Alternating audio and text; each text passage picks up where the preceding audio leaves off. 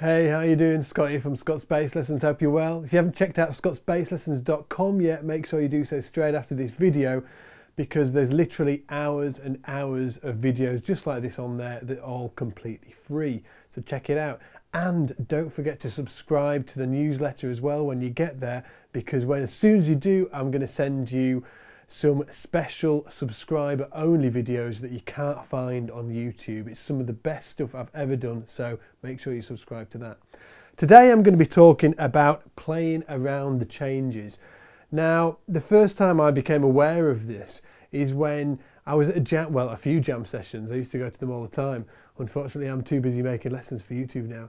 But I used to go to a lot of jam sessions, and I noticed that some of the audience used to be able to tell what the song was, what tune the guys were soloing over, without actually hearing the tune of the song, you know, without actually hearing the melody.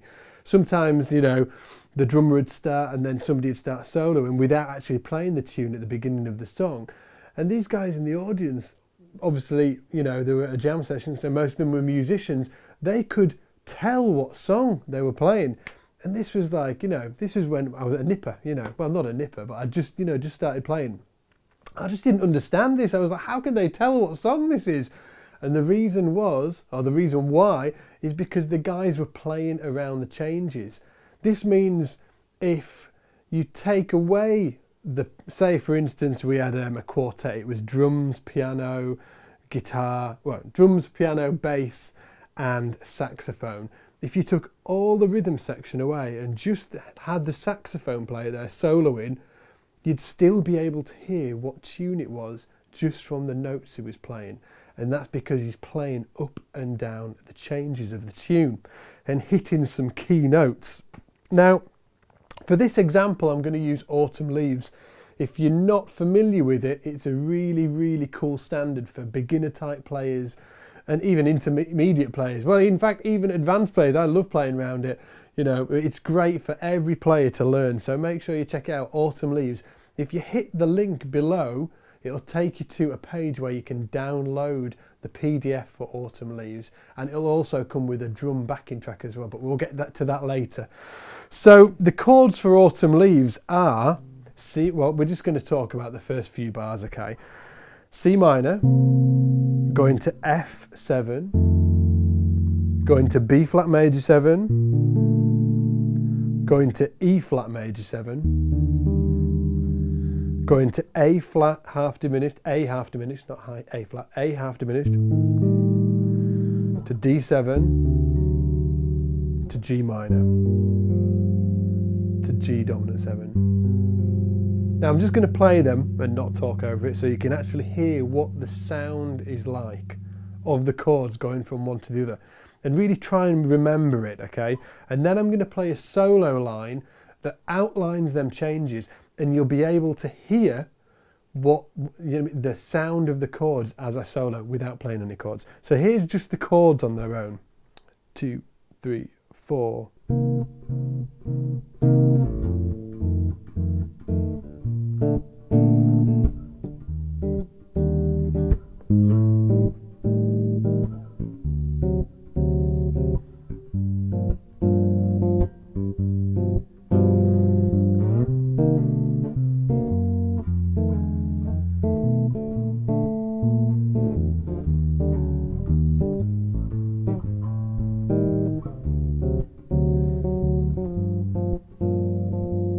Now the solo line.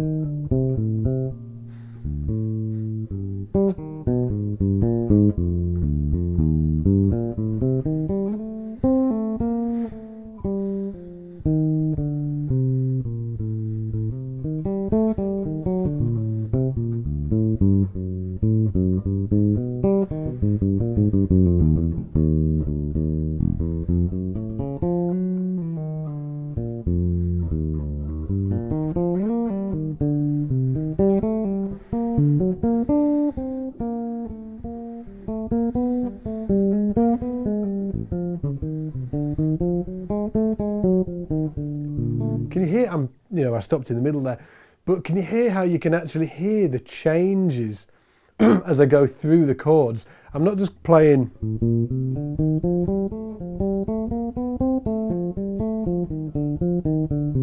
You can hear the chords as they move.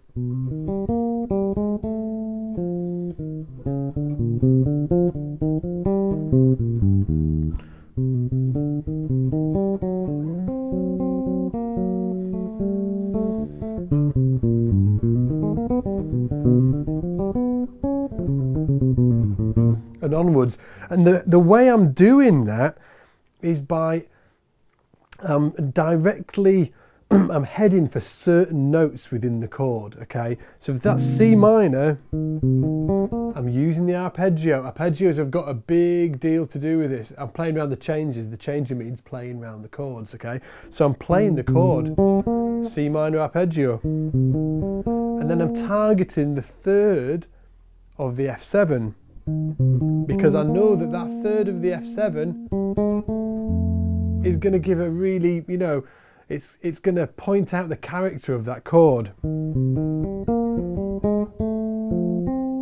to the third of the B flat.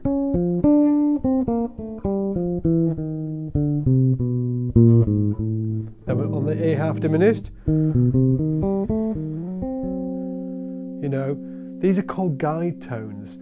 I'm going from the 7th of the C minor to the 3rd of the F7. Yeah. And that's in the line that I play. And I'm doing this all the way through. So on the B flat major 7 to the E flat major 7. If you haven't downloaded the PDF of this, make sure you do, because then you can follow along with what I'm saying.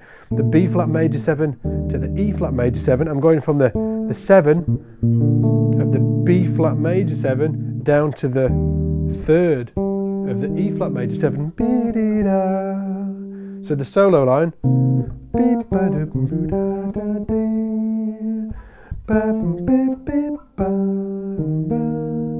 I'm really aiming for them chord tones, and that is why I keep on hammering on at people. It's really, really important that you learn your chord tones.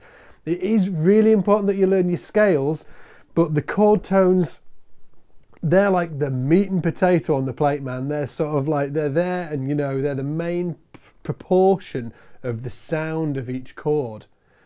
The scale tones are just, they're the tones in between, okay? So if a chord is made up of 4 notes, these are the chord tones, you add 3 more notes and you have a scale. So there's only 3 more notes added to a chord that makes it a scale. So that's how important chord tones are. And it's really important that you learn these chord tones and arpeggios all over the fretboard. I've got a really cool exercise. In fact, I've got 3 cool exercises for you today. And these are going to help you get to grips with playing round changes.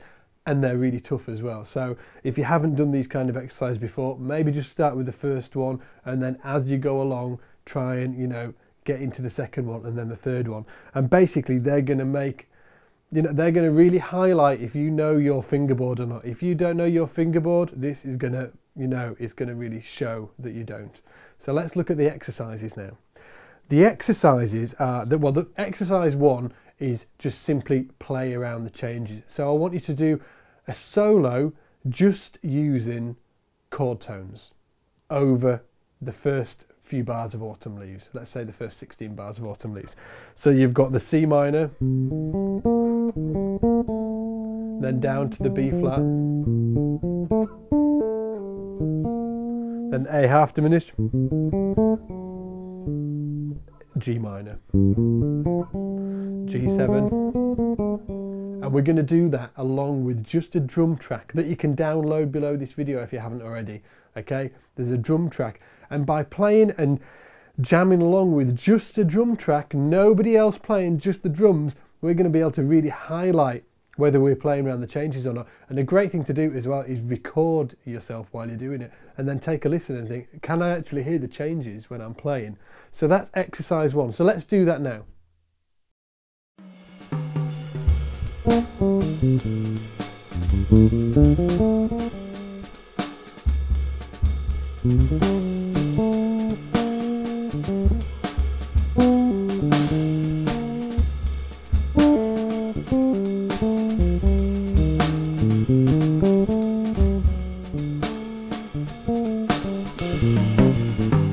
again.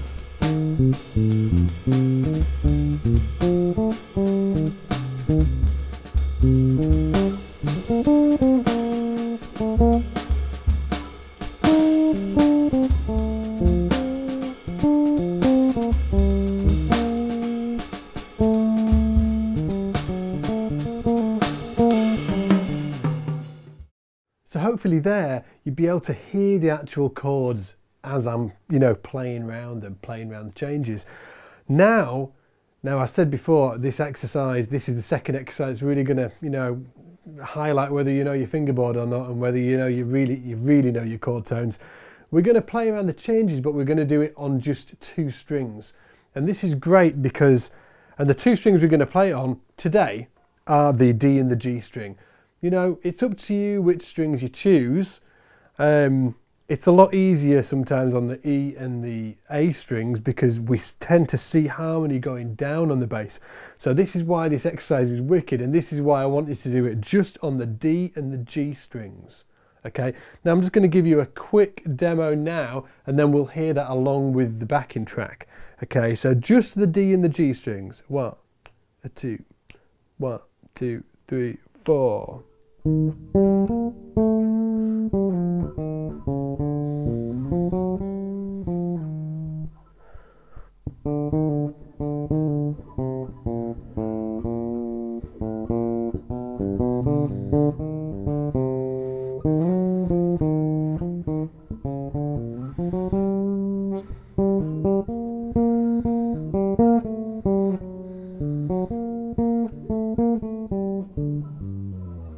Now let's hear that with the backing track, just 2 strings. Remember, you need to be outlining the changes, so just use chord tones. Maybe a few passing notes, but you know, 90% of it needs to be chord tones for now.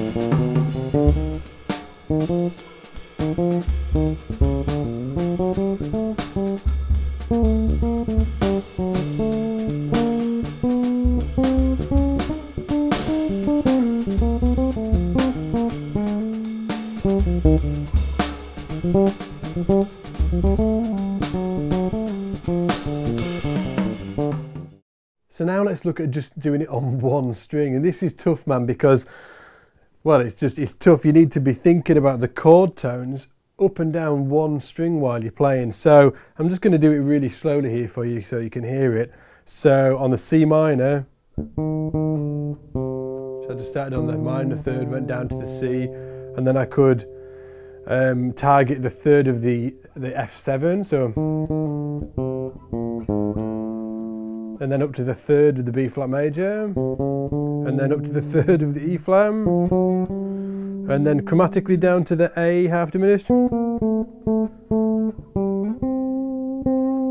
That's the 7 of the D7, and then we're on the G minor.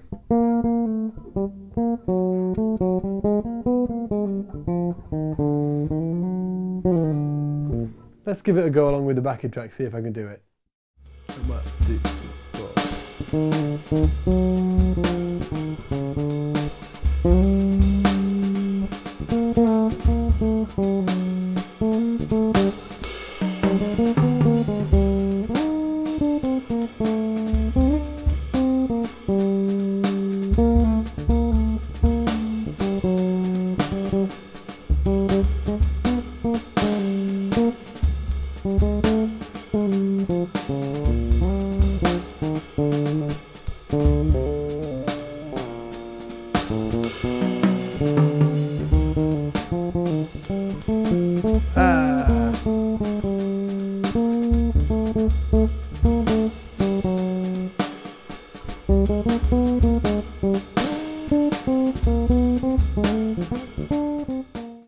So hopefully there you can see how hard this is, you know, like playing a solo on one string is hard, and it's not about making, you know, it's good if the line sounds good, you know, it's obviously not going to be that, you know, great a solo because you're doing it on one string, but you're doing it to stretch your visualization, making sure you can really visualize all your patterns across the fingerboard. Even when I'm playing, I'm not really thinking notes so much, I'm visualizing the patterns. That's what I'm doing. That's how I can key into which are the correct notes to play. Now, I've also done this, instead of just doing it on one string, I've done it on two strings, but with a string missing in between. So I'm playing on the A string and the G string, or the E string and the D string. Now that is hard as well, and the lines sound quite angular, obviously, because you're missing out a string. You do get some really nice intervals though, and remember, it's about the visualization as well. But getting back to this playing the changes, it's something that you really need to be able to get into your playing, because that it means you're not relying on anybody else to create the harmony for you to play on top of. You can create your own harmony. You don't need anybody to do it for you. You know, if the band just disappeared, if somebody listened to your solo, they'd be able to hear the chord changes, the hills and the valleys. They'd be able to hear it. They're not relying on the band keeping that place for them. You know, they're just, all they need as a listener is you, because you're hitting all the key tones. And you can also, you can use substitutions and all that type of thing. And what it gives you as a player is much more harmonic, what's the word? Just harmonic foundation. It really makes you more, if somebody's listening to you, it'll just sound so much more convincing, and like there's a method behind the madness. It's not just random notes. You're going up and down the chords. You're really thinking about which notes that you're hitting, and that's that's another key thing as well. You know, it really makes you think about when you're hitting the correct key notes, them chord tones, the meat and the vegetable, the meat and potatoes, sorry. The vegetables are the scale tones, but the meat and potatoes are the chord tones. So really make sure that you put a lot of work into this. If you haven't liked this yet, make sure you like this. The like button's just below there under the video. I will love you forever. And make sure as well that you go to Scott's Bass Lessons, download the backing track for this lesson. There's the full drum track there and the PDF as well, which takes you through the chords of the piece that we've been working on. And other than that, keep your eye out for any lessons in the future. I'll see you soon. Take it easy and get in the shed.